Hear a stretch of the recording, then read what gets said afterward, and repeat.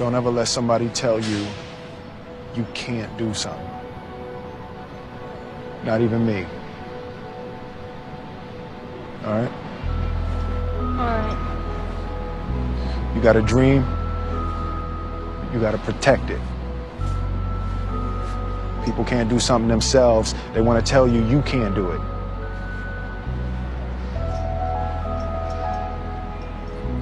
You want something, go get it. Period.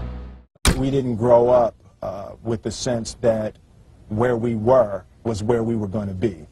You know, we grew up with the sense that where we were almost didn't matter because we were becoming right. Something greater. There's a concept that I don't want to be an icon. I want to be an idea. You know, I want to represent an idea. I want to represent possibilities. I want to represent magic, right? That you're in a universe and 2 + 2 = 4. 2 + 2 only equals 4 if you accept that 2 + 2 = 4. 2 + 2 is going to be what I want it to be. You know, and there's a redemptive power that making a choice has, you know, rather than feeling like you're at effect to all the things that are happening. Make a choice.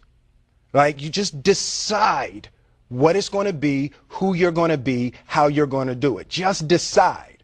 And then from that point, the universe is going to get out your way. It's like, it's water. It wants to move and go around stuff, you know. So for me, I want to represent possibilities. I want to represent the idea that you really can make what you want. One of my favorite books is The Alchemist, Paulo Coelho. And I just believe that. I believe that I can create whatever I want to create. If I can put my head on it right, study it, learn the patterns, and you know, it's hard to put into words, some real metaphysical, esoteric nonsense, but I feel very strongly that we are who we choose to be. Difference between depression and joy, right? And I think it's purpose, right? It's like when you wake up in the morning and your life means something to somebody other than you, that you have a purpose. If you don't go do the things that you're going to do, people's lives will suffer. And I think that kind of purpose, that like to live in service, not to you, but to live in service to humanity, to live in service to your family, to live in service to your church, to your city, to your country, to the world. Living in service is that, I feel like that is the purest form of joy. Greatness is not this wonderful, esoteric, elusive, God-like feature that only the special among us will ever taste. You know, it's something that truly exists in all of us. It's very simple. This is what I believe, and I'm willing to die for it. Yeah. Period. It's that simple. I know who I am, and I know what I believe. I know who I am, I know what I believe. That's all I need to know. And that's all I need to know. So from there, you do what you need to do. Yeah. You know, and I think what happens is we make the situation more complex than it has to be. Because we're looking for complexity. There's got to be something complex to understand. It can't be that easy. You know. The road to success is through commitment and through the strength to drive through that commitment when it gets hard. And it is going to get hard, and you're going to want to quit sometimes, but it'll be colored by who you are and more who you want to be. I definitely found that wanting to be an actor stems from wanting to be somebody and wanting to say something to people. The only thing that I can see, and you can never really look at yourself, the only thing that I see that is distinctly different about me is I'm not afraid to die on a treadmill. Right? I will run. You would not be outworked. I will not be outworked. Right. Period. Yeah. You know, you might have more talent than me.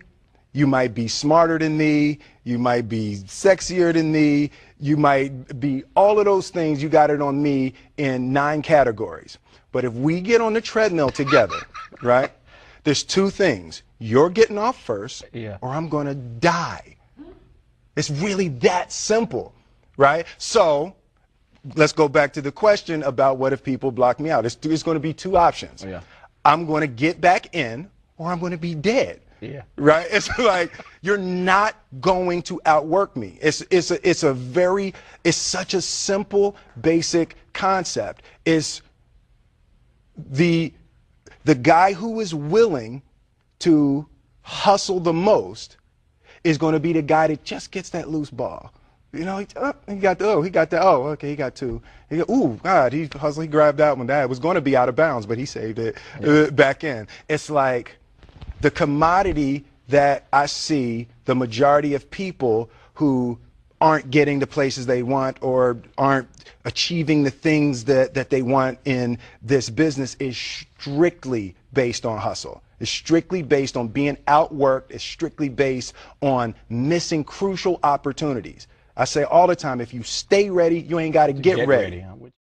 The separation of talent and skill is one of the greatest misunderstood concepts for people who are trying to excel, who have dreams that want to do things. Talent you have naturally. Skill is only developed by hours and hours and hours of beating on your craft. There's no easy way around it. No matter how talented you are, your talent is going to fail you if you're not skilled. You know, if you don't study, if you don't work really hard and dedicate yourself to being better every single day, you'll never be able to communicate with people. I'm motivated by fear. Fear. You know? Fear of what? Fear of fear.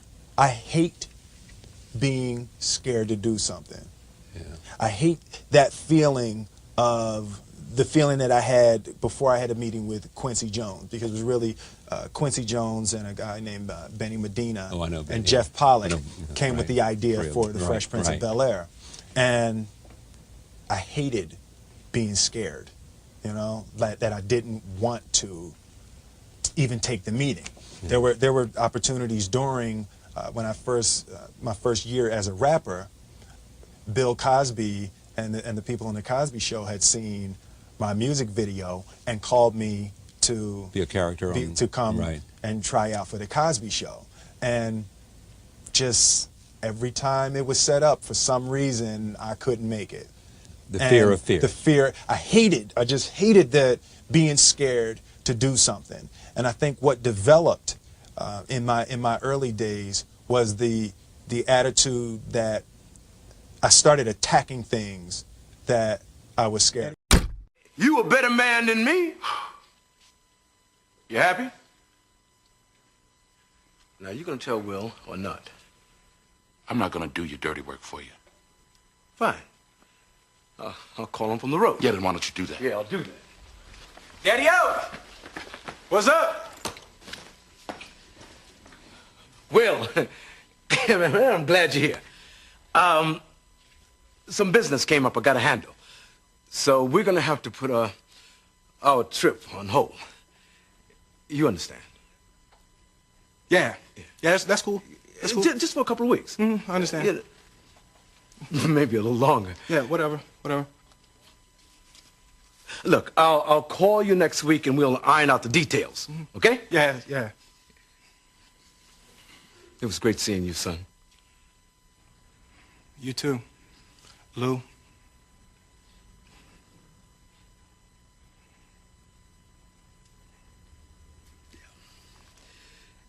Yeah, I'm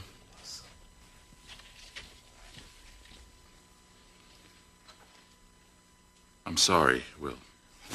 You know what? Actually, this works out better for me. You know, the Slimmies of summer come to class wearing next to nothing. You know what I'm saying? Will, it's all right to be angry. Hey, why should I be mad? I'm saying at least he said goodbye this time. I just wish I hadn't wasted my money buying this stupid present.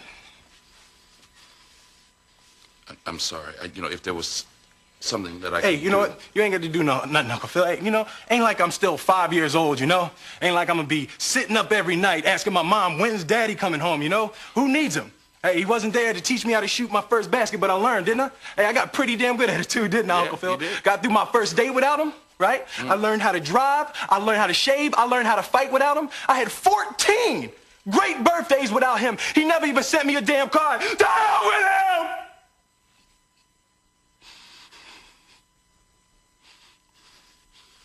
I ain't need him then, and I don't need him now. Will. Now, you know what, Uncle Phil? I'm gonna get through college without him.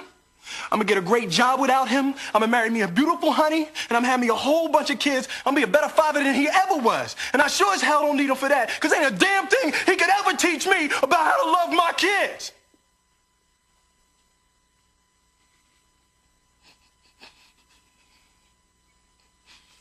How come he don't want me, man?